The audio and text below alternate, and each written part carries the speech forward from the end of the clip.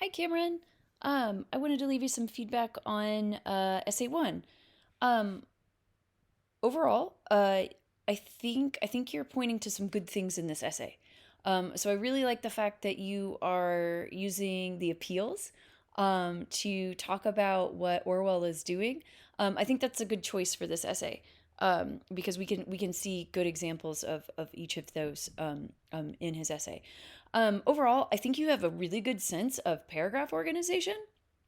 So when I'm reading your paragraphs, I don't feel lost. I don't feel like you're going off on tangents, and your ideas are progressing very logically. So good work there. There's a couple of things here and there that I want to talk to you about to make this piece stronger. So first off, let's talk about your introduction. Um, so there's some you're bringing in some good details in your summary, but there's some things here and there with your verb choices, and then also with some of your transitions that makes the clarity of the summary a little like awkward. So first off, you say it was taken place in a jail in the past. um I would use I would use specific language here for your subject, right? So try to avoid vague subjects when you can. So I would say the setting or the story, right? For example, so that way this is more makes more sense. Was taken is an odd like verb tense here. I think what I would say is I would keep it in present tense, right? Because even if the story takes place in the past, if we're reading it, you could say the setting occurs or the setting takes place in a jail, and then you could say in the past, right? Um,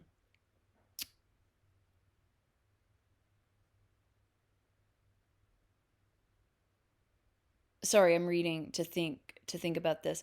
Another place where it gets kind of odd is here where you say currently, because you're using past tense in all of these sentences, but you also say currently, which that kind of causes confusion for the reader.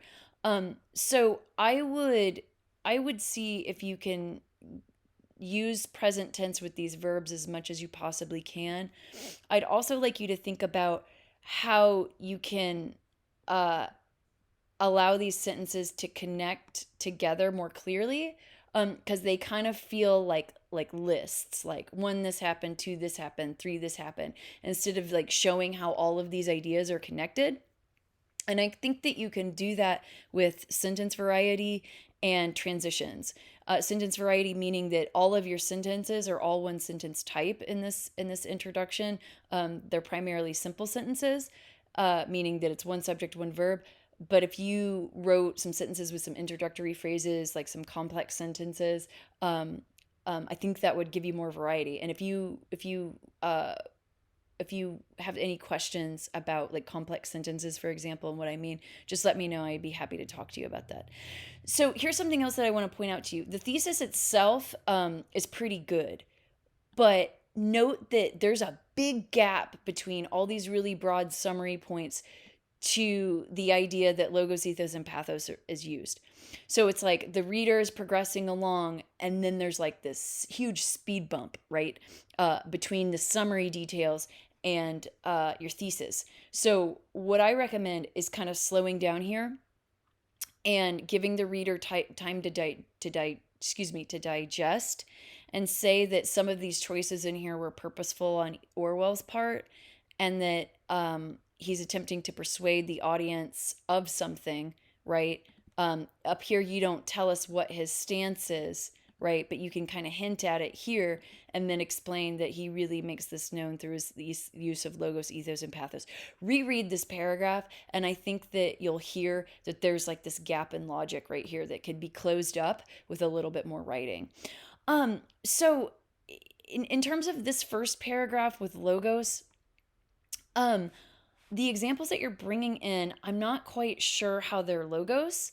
I think that these would be more along the lines, especially this one, as maybe pathos examples. So logos typically refers to the structure of the argument. It is how credible the argument is. So I think that if you want to talk about logos, I would talk about the epiphany moment, right? These minor details, I'm not quite so sure that those are necessarily logos. Um, I think that I would say that those align more with pathos because they're trying to get the reader to experience, specific emotions. Ethos, I think, is I think I like what you're doing, but I want you to think about this paragraph again and expanding your explanation. So ethos is defined as typically as the credibility of the speaker, but what is going on in these examples that you bring in is the opposite of credibility, right? So as an audience, we're supposed to not like these moments and not like what the guards are doing, but note that you don't tell us that we shouldn't like that, right? Does that make sense?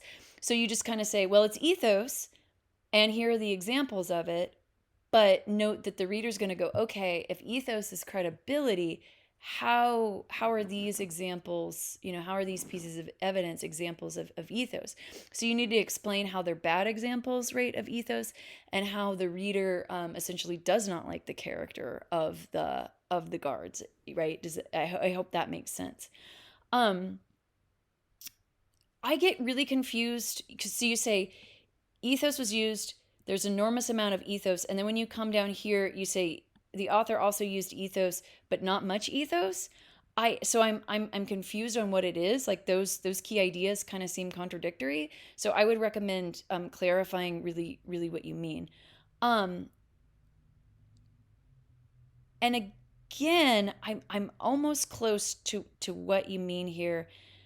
To me, this and the way that you're describing it is closer to logos because it sounds very logical rather than talking about the credibility of the speaker. So I to me it sounds like what you're talking about is logos, not ethos. But if you could explain more clearly how you see this as ethos, I I think that would be useful. So remember, ethos really means the credibility or the character of the author, of the speaker, right? So if you could clarify that, I think that'd be useful. You have a good summary of your argument here, but in your conclusion, you want to move beyond summary to make a call to action or a recommendation or implications. So try to say, okay, so given that you have explored how the author uses appeals, why might that be a useful activity? Why would readers want to examine the appeals in essays that explore, I don't know, issues in the public forum? Or, you might even consider, why would we read this essay in 21st century, right? Since this thing is almost 100 years old, why would this be a useful endeavor to engage with Orwell's argument? So I think if you clarify those ideas, I think that this will be a pretty strong essay. All right, let me know if you have any questions.